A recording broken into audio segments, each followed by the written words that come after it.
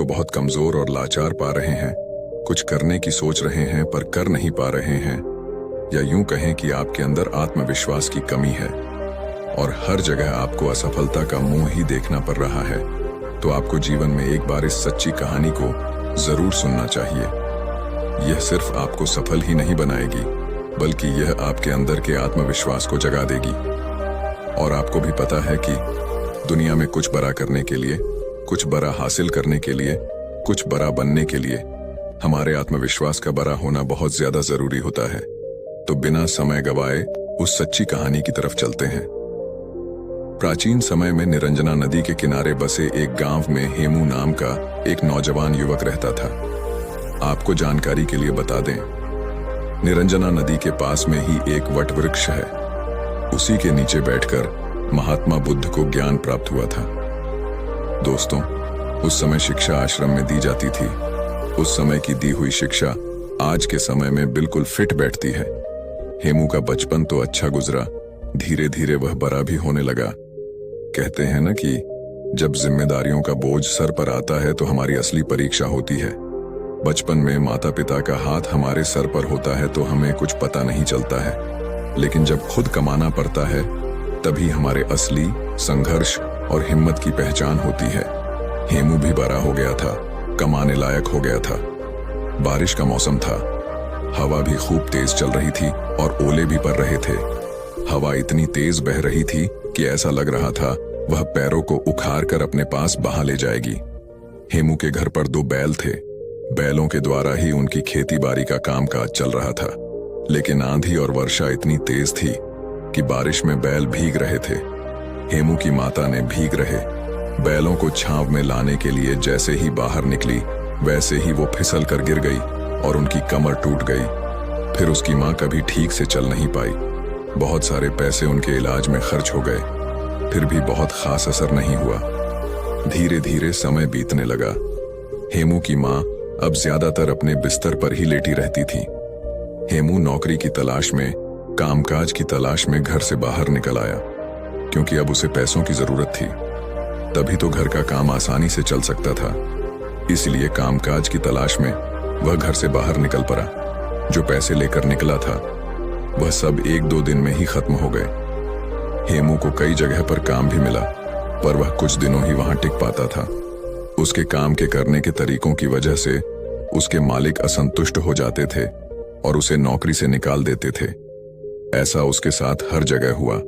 वह जहां जाता कुछ दिन नौकरी करता और फिर वहां से निकाल दिया जाता था, क्योंकि वह ठीक ढंग से कोई काम नहीं सीखा था। कई कमियां थीं उसमें। हेमू को यह समझ में आ गया था कि कुछ कमी है उसमें, जिसकी वजह से वो हर जगह से भगा दिया जाता है। अब उसे जरूरत थी तो एक ऐसे गुरु की जो उसे सही मार्ग दिखा सके, क्योंकि ऐसे समय में अगर कोई सही मार्ग दिखा जाता है तो इंसान की जिंदगी संवर जाती है, क्योंकि यह मुश्किल भरे वक्त होते हैं। ऐसे में इंसान को बहुत ही संभलने की जरूरत होती है। हेमू हताश, निराश, परेशान होकर एक बगीचे में बैठा हुआ था। तभी उसे वहां से कुछ बौद्ध भिक्षुक अपने बर्तन में भिक्षा पात्र लेकर गांव से लौट रहे थे और वे लोग आश्रम की तरफ बढ़ रहे थे। जब हेमू उन सबको देखता है तो वह उनका पीछा करने लग जाता है। पीछा करते करते वह भी उनके साथ आश्रम में पहुंच जाता है। जब आश्रम के कुछ बच्चों ने हेमू को देखा तो उन्हें लगा कि यह चोर है। वे लोग चिल्लाने लगे कि आश्रम में चोर घुस गया है। तभी कुछ बच्चे द्वार कर उसे पकड़ लेते हैं और आश्रम में लाते हैं। वह हाथ जोड़कर उन सभी से प्रार्थना करने लग जाता है और कहता है कि हे महात्मा, मैं कोई चोर नहीं हूं। मैं जिंदगी से हारा हुआ एक इंसान हूं। मेरी जिंदगी में कुछ भी बचा नहीं है।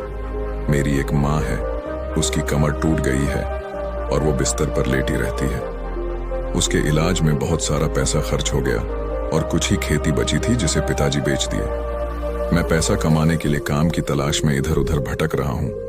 मैं जहाँ कहीं जाता हूँ नौकरी से निकाल दिया जाता हूँ। मैं पूरी कोशिश करता हूँ कि मैं अपना 100% दे सकूं, और पता नहीं क्या हो जाता है कि जहाँ मैं जाता हूँ वहाँ कुछ दिनों बाद मेरा मालिक मुझसे नाराज हो जाता है और मुझे वहां से काम से निकाल देता है। इतना कहकर हेमू रोने लगा। दोस्तों, ऐसे बुरे वक्त में कौन नहीं रोएगा। तभी उस आश्रम के प्रधान भिक्षुक वहां पहुंच जाते हैं। वह सभी को हटने का आदेश देते हैं और उस हेमू के पास पहुंच जाते हैं और उसकी परेशानियों को समझते हैं। प्रधान बिच्छू उस युवक की परेशानियां बड़े ही ध्यान से सुनते हैं।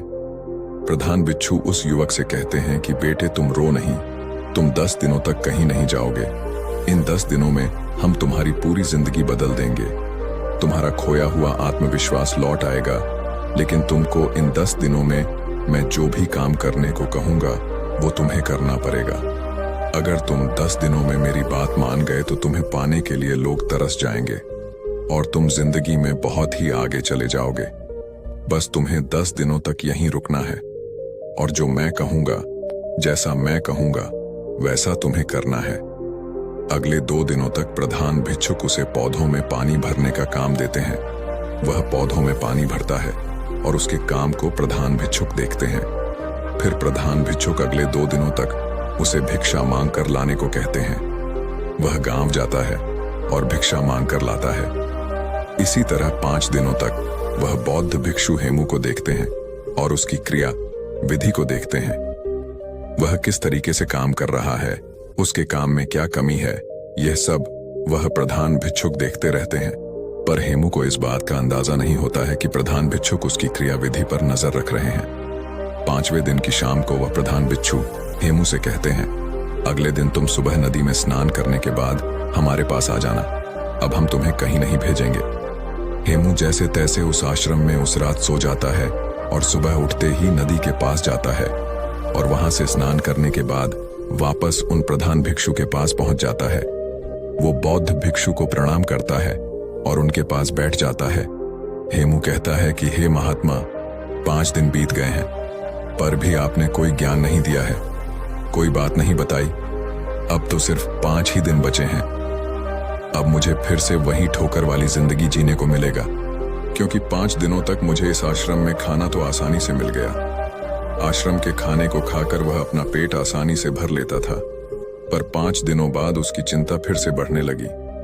गुरु उसके चेहरे पर जो चिंता का भाव था उसको आसानी से पढ़ लेते हैं और कहते हैं कि हेमू, हमने इन 5 दिनों में तुम्हारी गलतियों को देखा है।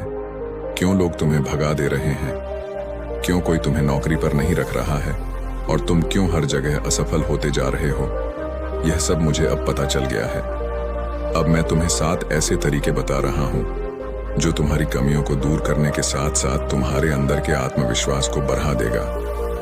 वो बौद्ध भिक्षुक हेमू से कहते हैं कि तुम्हारे अंदर आत्मविश्वास को बढ़ाने वाला पहला तरीका है, पहले छोटे छोटे कामों को करो और सबसे पहले उन्हीं छोटे छोटे कामों को करने का लक्ष्य बनाओ।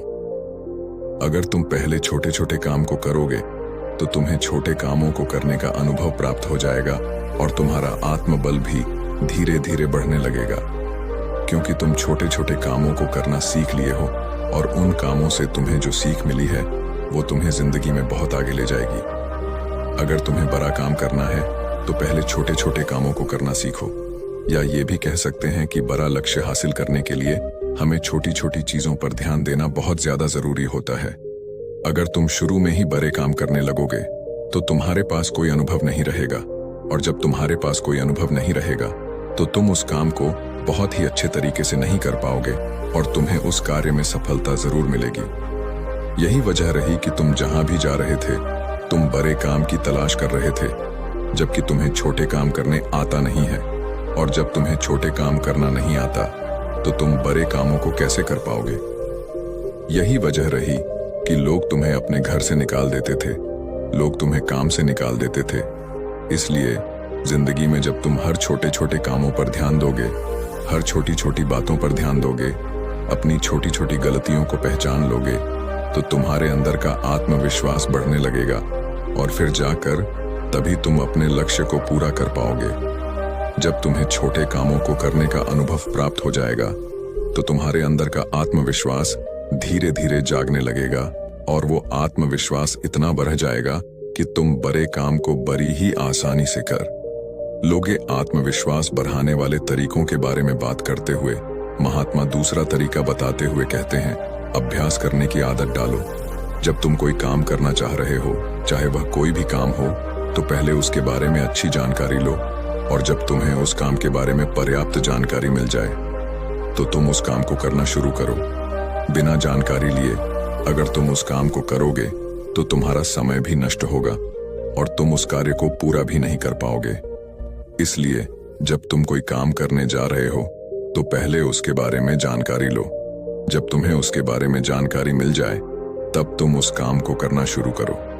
1 दिन करोगे, 2 दिन करोगे तो तुमसे वह काम उतना अच्छा नहीं होगा, लेकिन अगर दिन प्रतिदिन तुम उसका अभ्यास करते हो तो एक दिन तुम उस काम को बहुत ही अच्छे तरीके से कर पाओगे और अच्छे तरीके से सीख भी लोगे। इसीलिए जीवन में आत्मविश्वास बढ़ाने के लिए अभ्यास करना बहुत ज्यादा जरूरी होता है। मान लो कि तुम्हें तलवारबाजी सीखना है तो पहले तुम तलवारबाजी के बारे में अच्छी जानकारी लो, और जब तुम्हें तलवारबाजी और तलवार के बारे में अच्छी जानकारी मिल जाएगी तो फिर तुम उसके बाद अभ्यास करो, और जब तुम उस पर खूब अभ्यास करोगे तो तुम उस काम में निपुण हो जाओगे और फिर तुम्हारे अंदर का आत्मविश्वास धीरे धीरे बढ़ने लगेगा। वह तुम्हें बताने लगेगा कि तुम यह काम कर सकते हो। इसीलिए अगर अपने जीवन में आत्मविश्वास को बढ़ाना है, सफलता पानी है, तो अभ्यास करना बहुत ज्यादा जरूरी होता है। तुम जितना ज्यादा अभ्यास करोगे तुम उतनी ही गलतियां कम करोगे। जो इंसान जितना कम अभ्यास करता है उससे गलतियां उतनी ही ज्यादा होती हैं।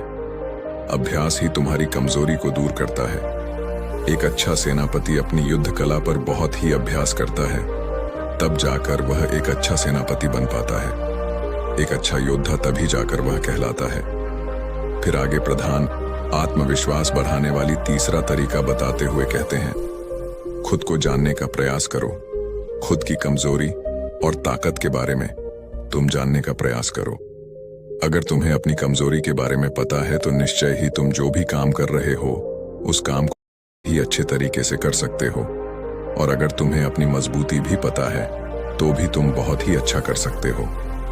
मान लो तुम्हें राजा के सेनापति में भर्ती होना है। तुमने जो युद्ध कला सीखी है उस पर अभ्यास ही नहीं किया है।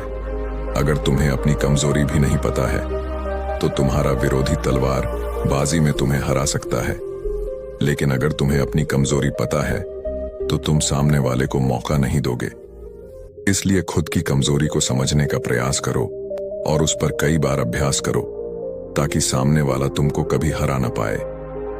फिर बौद्ध भिक्षु उस हेमू से कहते हैं कि तुम काम करने जाते थे लेकिन तुम्हें अपनी कमजोरी के बारे में नहीं पता था, जिससे तुम्हारा मालिक बड़ी ही जल्दी तुम्हारी कमजोरियों को पकड़ लेता था, और जब किसी को तुम्हारी कमजोरी पकड़ में आ जाएगी तो वहीं से तुम्हारी उलटी गिनती शुरू हो जाएगी। इसलिए अपनी कमजोरी को जानने का प्रयास करो, और जब तुम्हें अपनी कमजोरी के बारे में पता चल जाएगा तो फिर तुम्हें कोई हरा नहीं सकता है। महात्मा आत्मविश्वास को बढ़ाने वाली चौथा तरीका बताते हुए कहते हैं, तुमने अभ्यास करना तो सीख लिया, अपनी कमजोरी को भी जान लिया, लेकिन अगर तुम्हें अपने आप पर नियंत्रण नहीं है तो इन सब का कोई मतलब नहीं रहेगा। इसीलिए अपने आप को नियंत्रण में लाने के लिए सबसे पहले मन को नियंत्रित करो, शांत करो। जब तुम्हारा मन नियंत्रित हो जाएगा, शांत हो जाएगा, तब तुम अपने कार्य पर बहुत ही ज्यादा ध्यान दे पाओगे, और जब तुम अपने कार्य पर ध्यान देने लगोगे तो गलती होने की गुंजाइश बहुत ही कम होने लगेगी। इसलिए मन को नियंत्रित करना, शांत करना बहुत ही ज्यादा जरूरी होता है। आत्मविश्वास बढ़ाने वाले 5वें तरीके के बारे में वह प्रधान भिक्षुक हेमू से कहते हैं, खुद का भी सम्मान और लोगों का भी सम्मान करना सीखो। जो भी तुम्हें उपलब्धि मिली है तुम्हें उसमें सम्मानित महसूस करना चाहिए। तुम्हें खुद पर गर्व होना चाहिए कि मैंने इस काम को कर लिया है। जब तुम्हें खुद पर गर्व होगा तो तुम्हारा आत्मबल, तुम्हारा आत्मविश्वास बढ़ने लगेगा, और जब तुम्हारा खुद पर आत्मविश्वास बढ़ने लगेगा तो तुम्हारे लिए कोई भी काम करना असंभव नहीं लगेगा। इसलिए अगर तुम्हें अपने आत्मविश्वास को बढ़ाना है तो तुम अपनी छोटी छोटी उपलब्धियों से सम्मानित महसूस करो, क्योंकि जब तुम खुद को सम्मानित महसूस करते हो तो तुम्हारे अंदर का हार्मोन बदलता है। तुम्हारे विचार अच्छे होने लगेंगे, और जब विचार तुम्हारे अच्छे होंगे तो तुम्हारे कार्य अपने आप सही होने लगेंगे। तुम्हारा आत्मविश्वास भी बढ़ने लगेगा।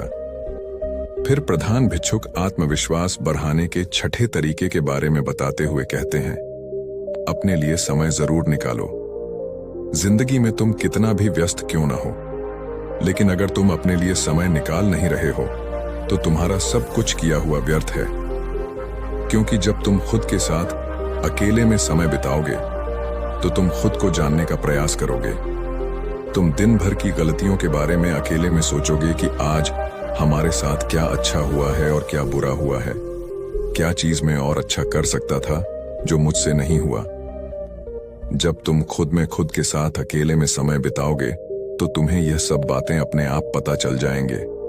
इसीलिए दिन में एक बार अपने लिए समय जरूर निकालें, अपने शरीर के बारे में सोचें, अपने बारे में अच्छे विचार लाएं, और जब तुम्हारे विचार अच्छे होंगे, अपने बारे में तुम अच्छा सोचोगे, तो तुम्हारा आत्मविश्वास अपने आप बढ़ने लगेगा।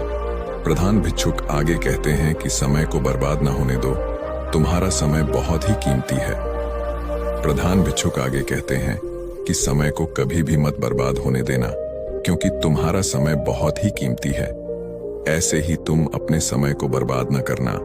फालतू लोगों के साथ अपने समय को बर्बाद मत करो, क्योंकि वह समय दोबारा लौटकर कभी नहीं आता है। जो लोग समय को बर्बाद करते हैं उन्हें बाद में बहुत ही पछतावा देखने को मिलता है, क्योंकि अगर तुम हर कार्य को सही समय पर करते हो तो तुम्हें किसी भी चीज का भय नहीं रहेगा। तुम्हें किसी बात की चिंता भी नहीं सताएगी कि मैं ये कभी नहीं कर पाऊंगा। जब तुम हर कार्य को सही समय पर करोगे, अपने समय का सदुपयोग करोगे, तो तुम्हारा आत्मबल, तुम्हारा आत्मविश्वास अपने आप जागने लगेगा। जो इंसान समय को जितना ज्यादा बर्बाद करता है, समय भी बाद में उसे उतना ही बर्बाद कर देता है। इसलिए समय की कीमत को समझो और उसको बर्बाद न करो। प्रधान भिक्षुक आत्मविश्वास बनाने के 7वें तरीके के बारे में बताते हुए कहते हैं, अपने शरीर का ख्याल रखो। अगर तुम्हारा स्वास्थ्य ठीक है तो ही तुम जिंदगी में कुछ कर सकते हो।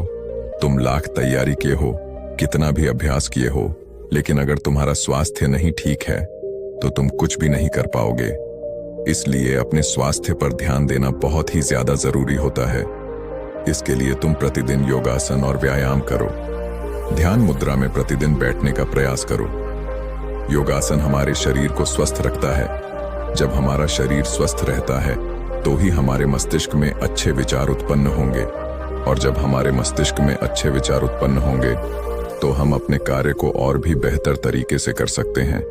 हमारे सोचने समझने की क्षमता बढ़ती है, जिससे कि हम अपने कार्य को बहुत ही अच्छे तरीके से कर सकते हैं।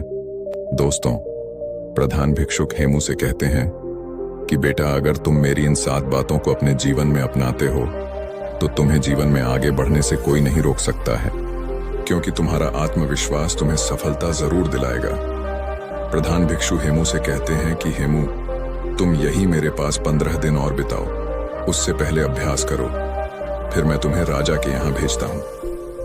15 दिन बाद प्रधान भिक्षु हेमू को राजा के यहाँ भेजते हैं।